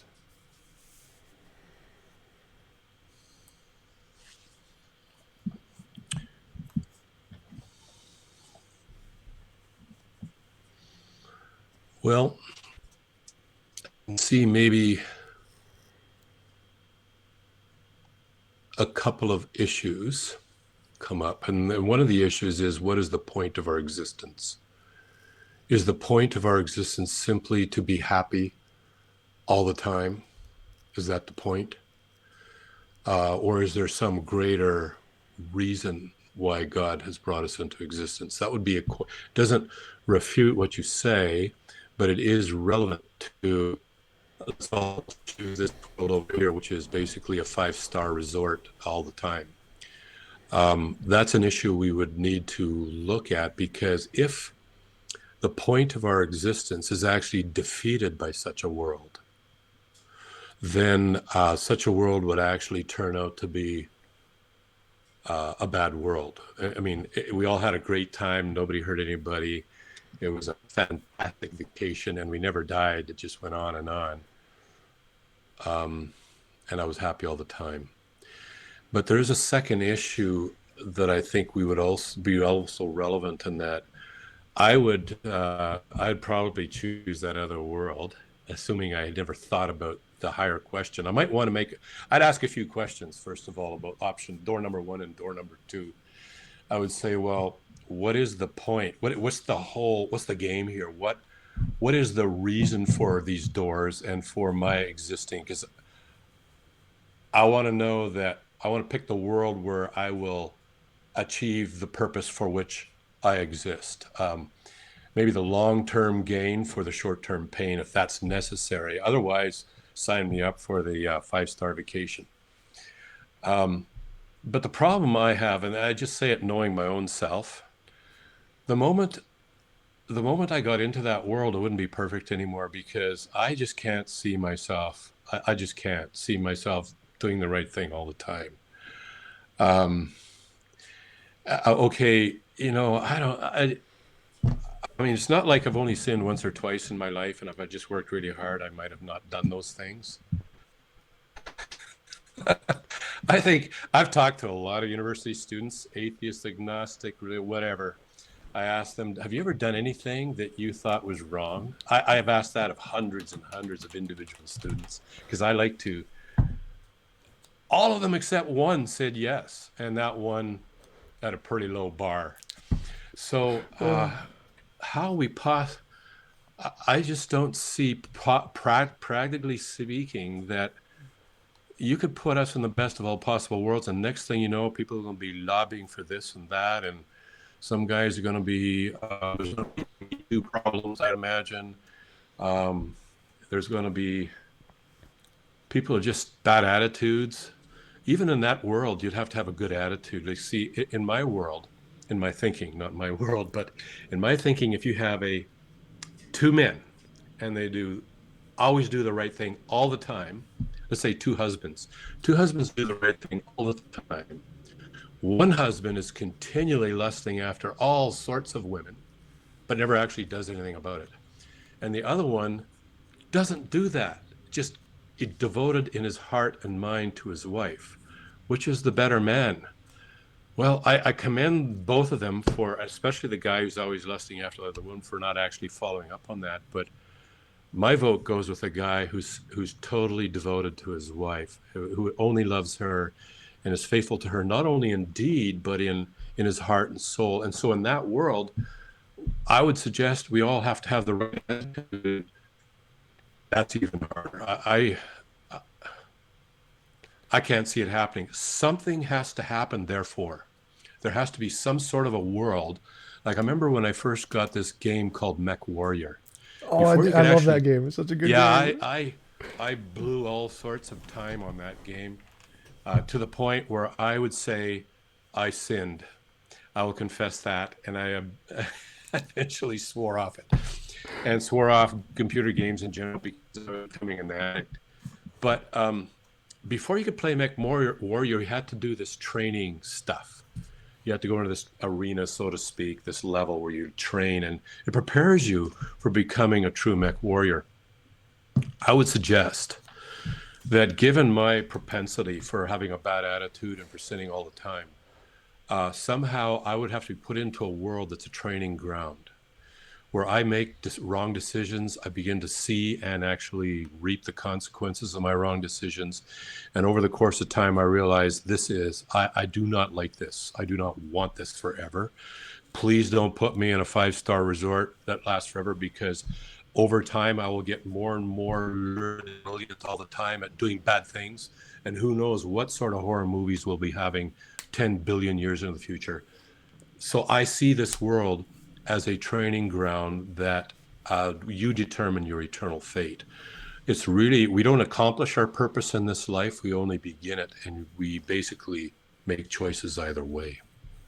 So my response would be the first one is I think it's morally better to be given the option to adopt the purpose and then choose to do so, rather than being having the purpose forced on you without your consent. So the first objection you had, well, if this world invalidates our purpose, that would make it a worse world. Well, I think if it's an option, I think that actually makes it a better world, because, like you said about the two men, the one who lusts after his wife, lusts after everyone but doesn't do anything, versus the one who's purely a good person and chooses to be a good person. I think the given the option to fulfill your purpose and go to the world God designed for us would be morally superior than being forced into it without your consent. And secondly, I think in this world I'm imagining, everyone gets the option to go to their own planet. So you get your own world, your own little universe, which there's no interacting if you don't have to. You could, of course, go to a joint one and be with other people with other rules, which all the good and the bad that comes with it. But the only difference is that it's optional. You can still do everything in this world is possible in that world. You can choose to be with the people you like, or in a group community with good rules or bad rules, or you can choose to be in God's world as He designed it. So it seems like you can still do everything good and bad in this world. The only difference is that it becomes optional. You can choose to participate in all of the good or bad, or you can choose to go to a universe all by yourself alone. Just like, nope, I want nothing to do with any of them. And you can choose to leave if you want, choose to join someone else's world later if you get bored with it or whatever. It seems like in this world, you get everything you have in the earth that God designed. The only difference is that it becomes optional, voluntary, which seems to make it morally superior than being forced into it without our consent. Well, I really like that own personal planet idea, except I would rather have the entire galaxy. There's lots of them out there, okay? So I think we can divvy them up. I dream about that literally. I thought, I'm in the wilderness where I see something gorgeous in nature, and I know that just over the horizon there is Toronto, and to me, Toronto is just the armpit of Canada. And so it spoils the experience. But if I could go to a galaxy somewhere, and this was all mine, and it was unspoiled beauty, and I'd make some personal rules like no pollution, none of this stuff at all. I love that, and it's one of my dreams for maybe what eternity is like. Like God says He's going to create a new cosmos, and I dream about that. However, okay, back to reality though. So I do see here you're suggesting that a person can choose. They're looking at the doors, the options, and let's say a guy like me say, now, what is the purpose of this whole deal? And let's say God tells you what the purpose is, and then you get to choose whether you want to go for that purpose or not. And if you don't want to, off you go to this 5-star resort for all eternity. Okay, I think I can argue that what you're presenting here is actually converging on on what I perceived reality to be. So there's a lot of people who would choose, no, I don't want that option, especially the pain and suffering back here. And I know that humans, they tend to think rather short term. It's just a phenomenon about us. The long term, it's really quite pathetic, actually, about how lack of long term thinking we do. But so I would imagine a lot of people will sign up for the 5-star resort. It's good that they actually got to choose. But what I would say, and I would say it on the basis of empirical evidence here, is that 5-star resort would eventually turn into a hell beyond even our capability to imagine. And the reason is, excuse me, that you would be filled with everybody, maybe with I don't think everybody has 100% good intentions, but be filled with normal people like myself. I don't want to paint myself as a serious reprobate here. I'm just a normal person, and by comparing myself with other people, I'm a decent guy, as most people are. But if I could live in a 5-star resort, and part of that is do whatever I want to, and if I can't do whatever I want to, I would begin to see that's a bit of a problem here, because I would really prefer to do this thing over here, and it's not, by somebody's definition, a good thing. And can you imagine, I can imagine, and I don't even want to go there, I would become after 10 million years with I need God's help, in other words. I very much depend on God to change me over the course of my life, to work within me, to make me the kind of person He created me to be. Otherwise, I would see there is no point to this existence. I mean, I can have a lot of fun, yep, but Basically, and there really is nothing actually wrong with what I want to do over here, as long as I don't get caught. I'd be a pragmatist. I think pragmatism would begin to rule at that five-star resort eventually. It's what you get away with. And then the powerful, you see, it's never equal. It's never equal in this world. There always will be. And again, this is based on empirical observation. There will always be somebody who's more powerful, who right. There will be it's not going to be an egalitarian world, and the powerful begin to impose their will on the other people in that five-star resort. Eventually, I can see this place turning into a living hell. I mean, I got a good imagination, and some of those horror movies are pretty bad, but they're just, I mean, we haven't lived long enough. I can imagine that in 10 million years, we'll be able to come up with even far worse horror movies than we dream of today because we haven't had enough time to imagine things yet. So I grant what I understand, but I see that there's an empirical problem with how humans behave. And it Well, I mean, seems that apologies just to all of us, interrupt, but from my perspective, in this idea, everybody gets their own universe, like you said, like their own galaxy, and you can mhm, choose to be like, well, wall it off and say this is just mine, stay away, no one else can come in, and so everyone does have that essentially that egalitarian freedom of okay, everybody gets their own universe, and some people can choose to be a part of other people's universes who may be good or bad, and they can always just choose to go back to their own universe or start a universe with people they trust with set rules or whatever, but it's in that sense it is egalitarian where everyone gets their own universe and they can just be alone and not participate in those senses. So it wouldn't necessarily fall into that hellhole that you're imagining because you can just go to your own universe and be alone and just I'm not gonna you can't touch me there, go away. That mhm, freedom I think is morally better than being forced to live in a world like here where you have to cooperate with the good and the bad together mhm, without choosing it. yeah. I also lived long enough to know that people aren't all like me. Like I love solitude, um, but I don't want it all the time. I love my family and close friends. Um, so I'm not sure that everybody would be entirely comfortable having their own universe. But as you say, they could always invite people over for, a time. And eventually, I think if you and I worked hard enough at it, you see, we're not just we're not just islands. We seem to be built to actually have even more fulfillment when we have love and interaction with other people. In fact, I would say the older I get, the more important relationships have become to me. They were not so important when I was young, never thought much about them. But the older I get, they have now become the most important thing in my life is relationships. So eventually, if you and I put our heads together, we would come up, okay, let's have a universe where we do have relationships and everything is perfect all the time and we don't have this hell that Kirk talked about over there. But I think what you're beginning to describe is precisely what God has in mind. The question is, how do we get there? And I would suggest that this world has to take place in order so, and I could come up with some reasons why. So we become so, here's one idea, and it's one that's occurred to me a lot, is we become so fed up with evil and injustice and our own propensity to do things that eventually I have to throw myself in the hands of God and say, God, change me because I don't want to go.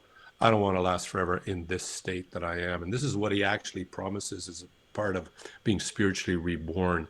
So in this life, I can actually experience a spiritual rebirth. He says also in this life, you'll have the old nature, the way you were born, but that goes when you pass into the future, into the final world. So something has to happen. And the question would be you and I, we would talk about, you probably have some sort of plan on to get to this ideal universe. But I think what you have in mind and what you want is what we both want. And I think if we all talked about this enough with enough people, we all want this sort of thing, a world that was beautiful beyond our imagining, never any. But the question is, what has to happen to get that kind of world? And this is where maybe you and I have a different plan. And my plan is I need supernatural help, and I'm actually experiencing that.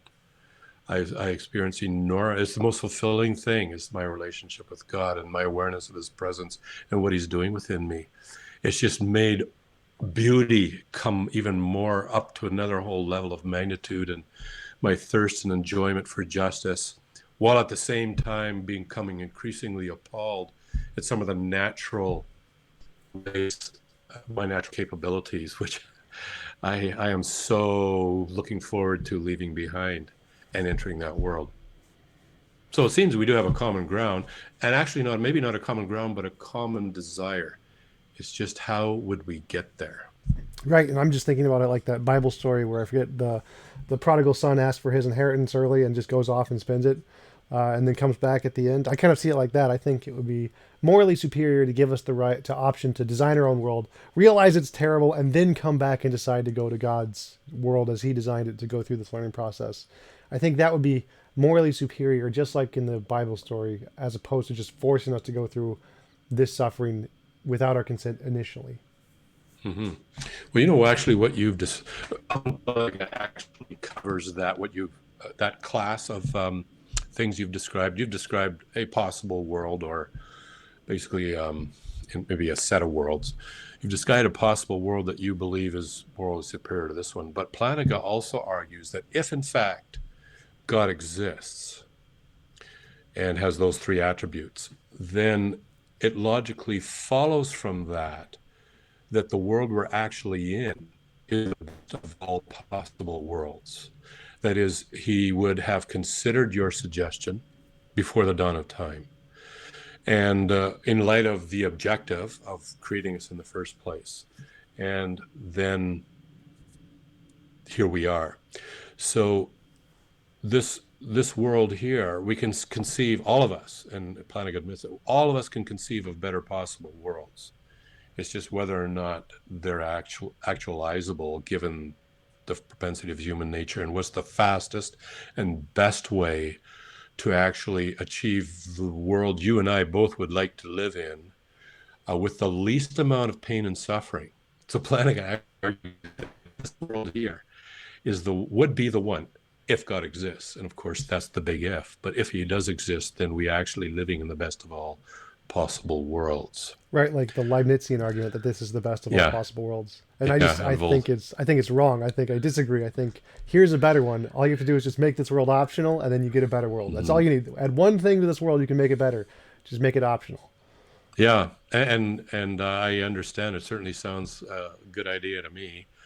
And really, I think we then are faced with, well, does God actually exist or not? And we're back to that question. And even then, it's just an academic question if he has not intervened within history.